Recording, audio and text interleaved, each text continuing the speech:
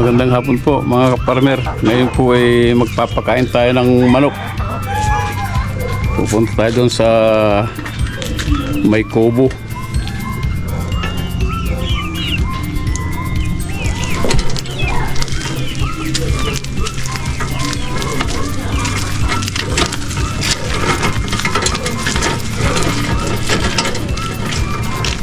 Oh, harap kayo dito.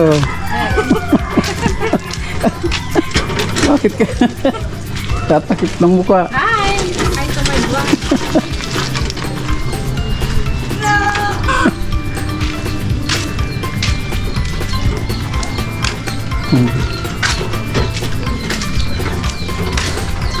Papakain na po tayo ng mga alagang pato, pabo, saka manok.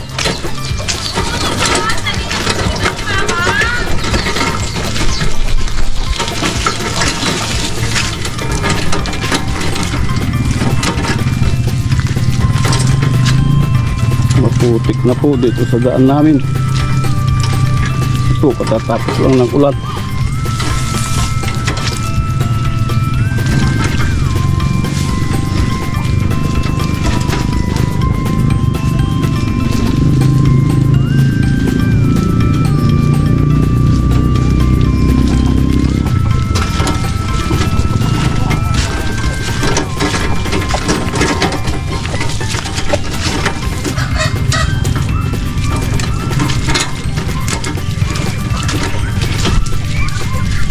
Sumulubong na po ang mga alaga nating mga manok at pato.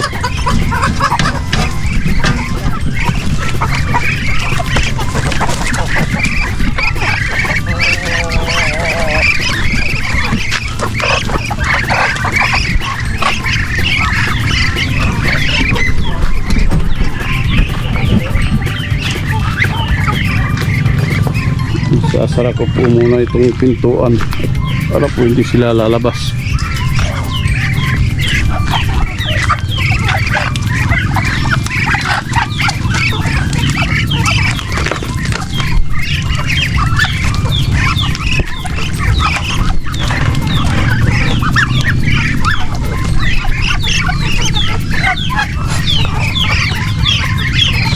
Nandito po si GC at saka si Marvin.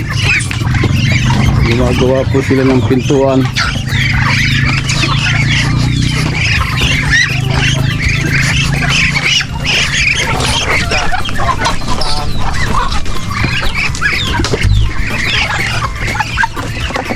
Ito pong mga galon dito ay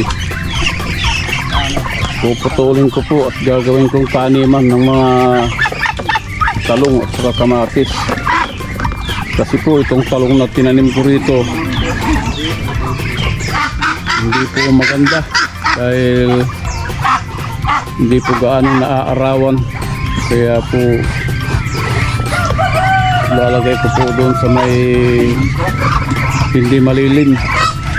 Kailangan po ng halaman ng direct sunlight para po maganda yung pamumunga niya.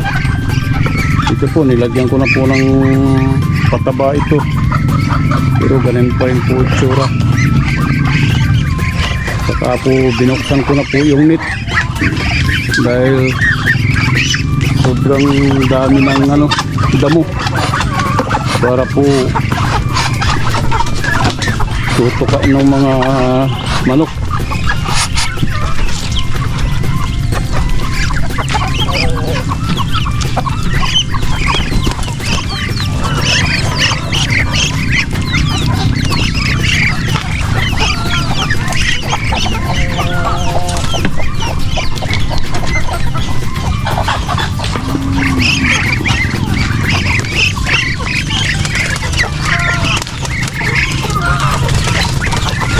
Mga kalapati, gutom na rin po sila, sumasalubong.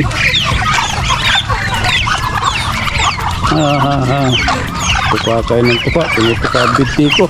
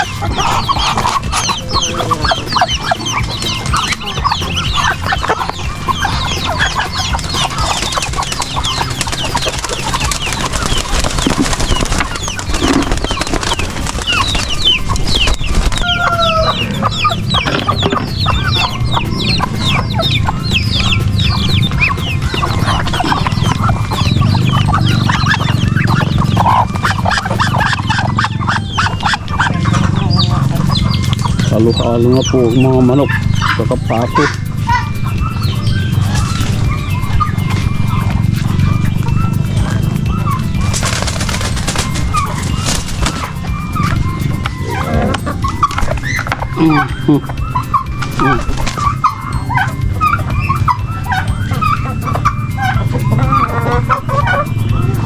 Ito pong mga manok dito, mga kuwan po, decal brown.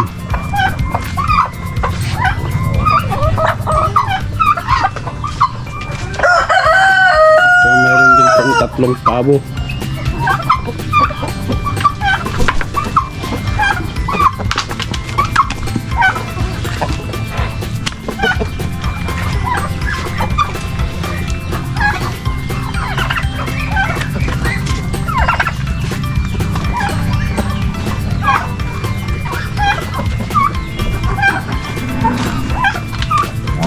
Kapag po tag-ulan, hindi masyadong nangingitlog itong mga manok ko.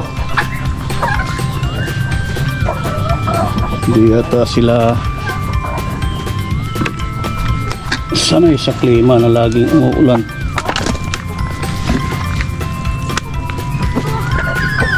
Madalas po ang ulan dito sa amin.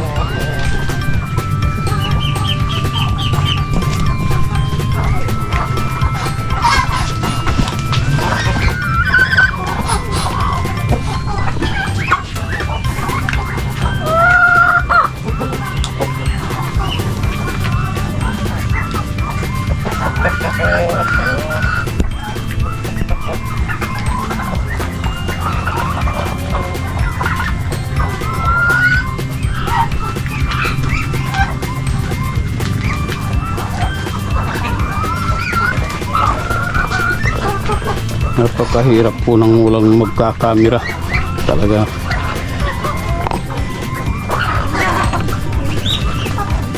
Kasi po yung dalaga ko pumapasok na, kaya po wala na akong makasamang kukuha ng camera sa akin.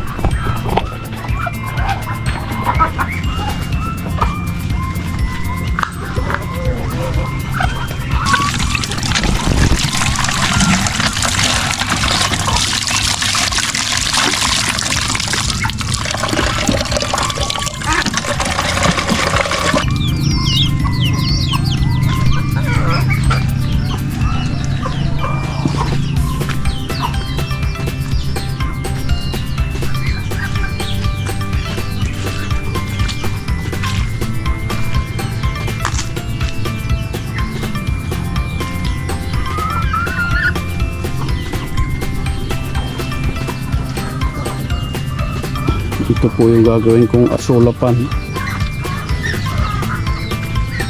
Hindi pa po nila napalitadahan, kaya po hindi pa nalagyan ng asula. Kailangan pa pong palitadahan ito para po hindi tatagas yung tubig.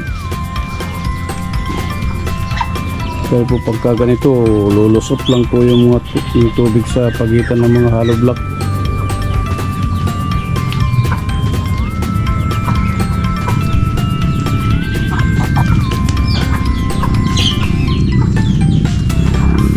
Po yung tinanim pong Madre de Agua saka mulberry, pinagdikit-dikit ko po rito, tumubo naman. Tinusok ko lang po ito nung tag-araw bago pinapatubigan ko po dito sa gripo. Yan po nabuhay. Marami po akong tinanim noong tag-araw, kaya lang po hindi sila nabuhay. Kaya po uulit na naman,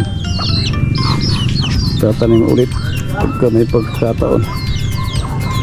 Kasi po ngayon maulan na, madali po mabuhay ang halaman.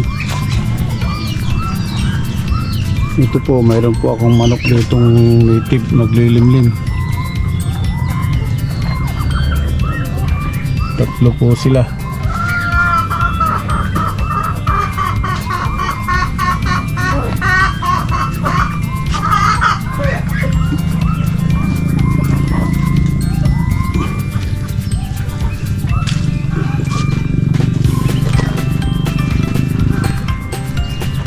Ito po yung singkamas, malapit na po siyang mamulaklak.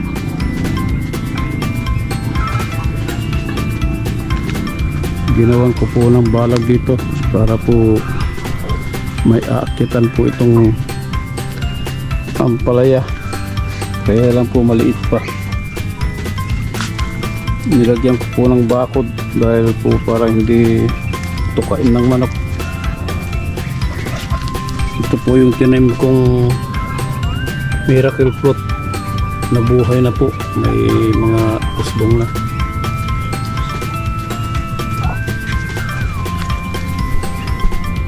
Ito po, buhay na rin po yung ampalaya. Kapag po lumaki-laki na, paakyatin ko po dito sa balag. Yan po, gumawa po ako ng balag dito.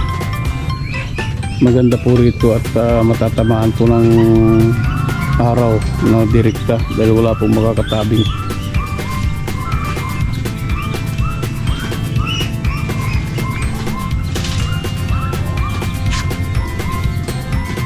Ito po yung mga tanim kong kamatis. Hindi ko lang po alam kung makaka-recover pa dahil nasundan po ng sunod-sunod na ulan. Medyo nasobrahan po yata ng tubig na nilawang dahon. Pag po hindi siya naka-recover, papalitan ko po ulit, tatanim po ulit ako ng panibago.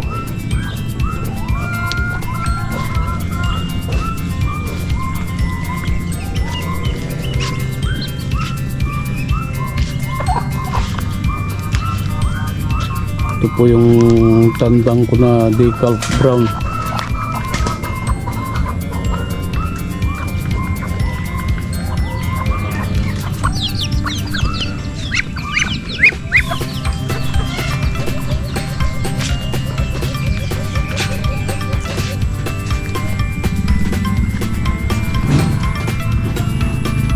Dito po may tanim po akong papaya.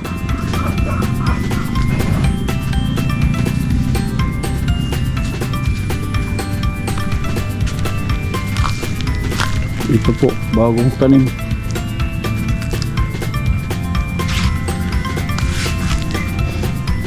Ito po yung mga tanim kong saging, mga buhay na sila.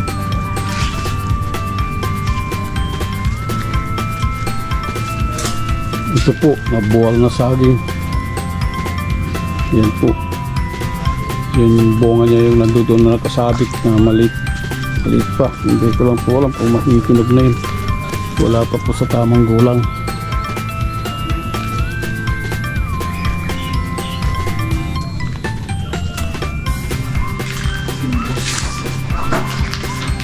Mag-i-spray po tayo ng simbos para po sa mga langgam.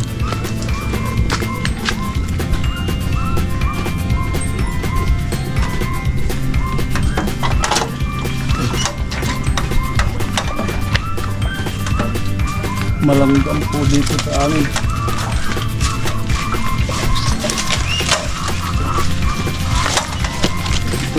Ulan. Yung bata.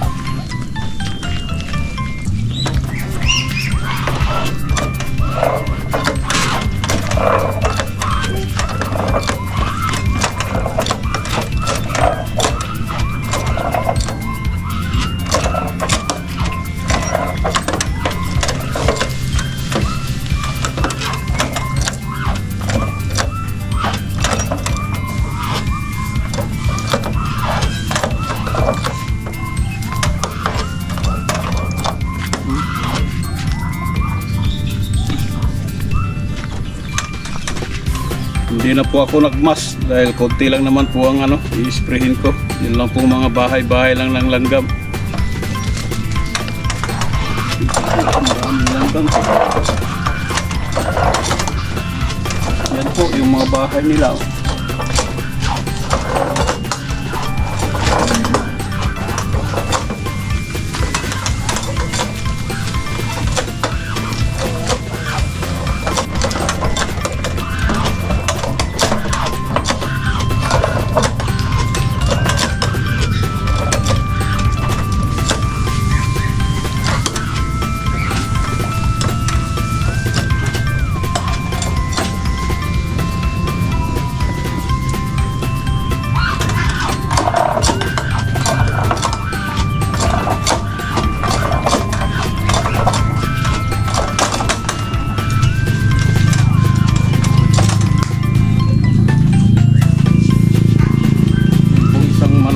dito naglilimlim. Lumayas po dahil maraming langgam. Nagkakit po ng langgam isang pugad dito. Yung nakakabit po dito. Kaya po inalis ko na. At puno ng langgam.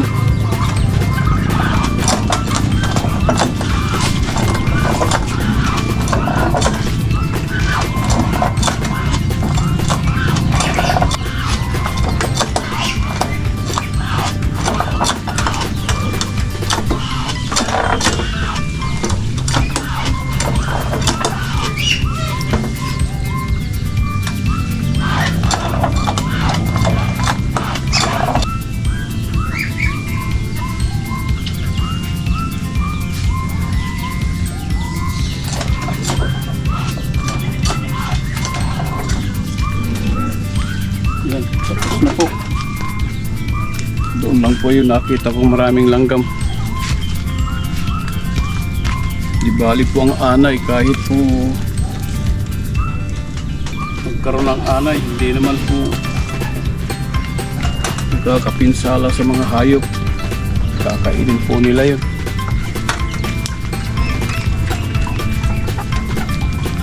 Tapos na po. Wala na po kung makita ng bahay ng langgam. Hanggang dito na lang po, hanggang sa muli po. Happy farming po mga ka-farmer. Ingat po tayo palagi. Bye bye.